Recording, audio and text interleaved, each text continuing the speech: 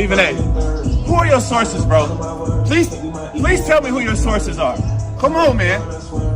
Come on, man. You gotta stop yapping. And I actually like you, man.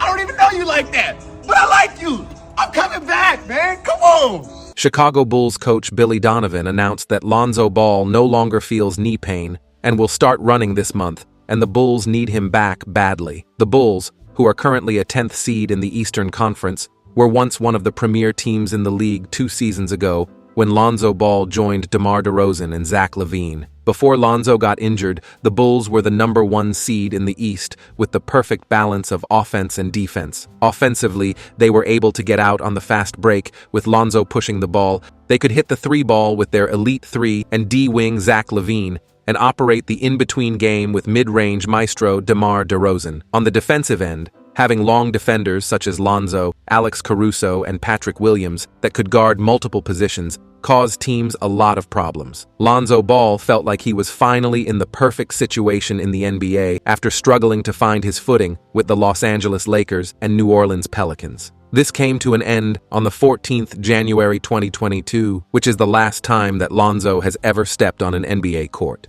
Lonzo has been plagued with injury ever since he stepped into the NBA.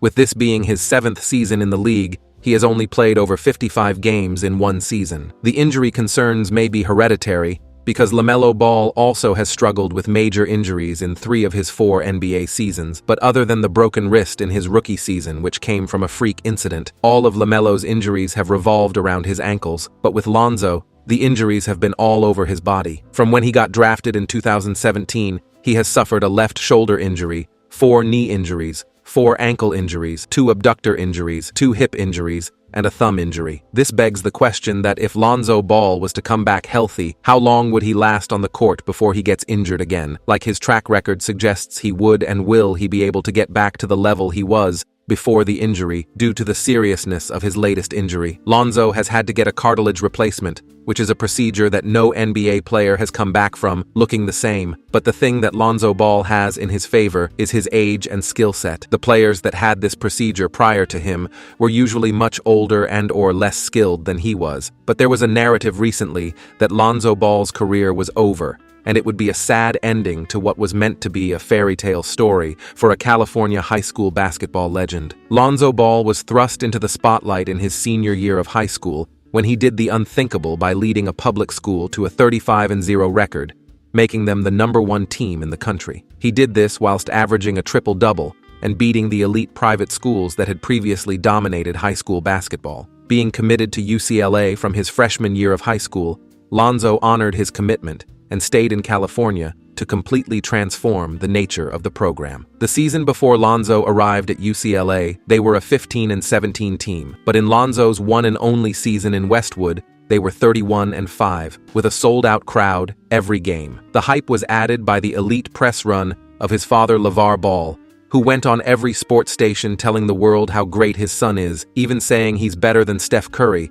on the back of his unanimous MVP season. You were on record talking about put your son on the Golden State Warriors. Yes. And put Steph Curry on UCLA. Yes. And your son would be, explain how Right your son now. would be better. You saying that right now. Now. UCLA wouldn't be where they at. Steph Curry gonna shoot him out the game. He ain't rebounding and passing that ball. Shoot him out the game? Shoot him out the game. Out the game. Out Not the game. in the game. Soon as they double him up, he gonna lose that ball. He too little.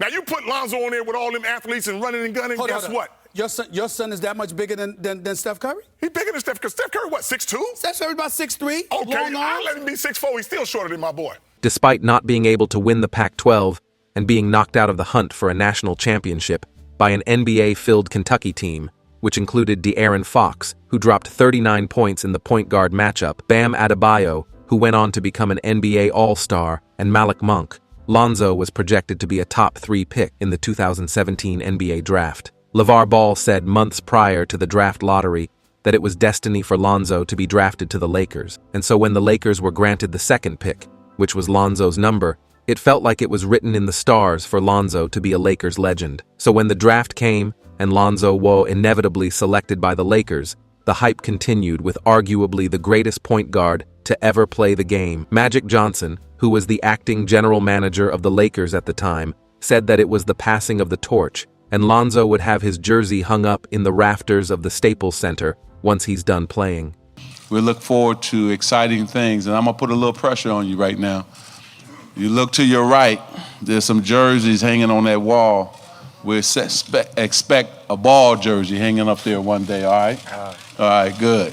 This was when the Lonzo Ball story started to get rocky. People expected Lonzo to instantly change the fortune of the Lakers the same way he changed the nature of UCLA. But with a young team and injury problems, this was never going to materialize. But one of the biggest problems with Lonzo's game was his three-point shooting. Lonzo had strange mechanics coming into his rookie year, but he was shooting over 40% from three in college, which gave people hope that it would translate to the next level. But it never did. In his second season in the league, he was joined by the best player in the league at the time, LeBron James.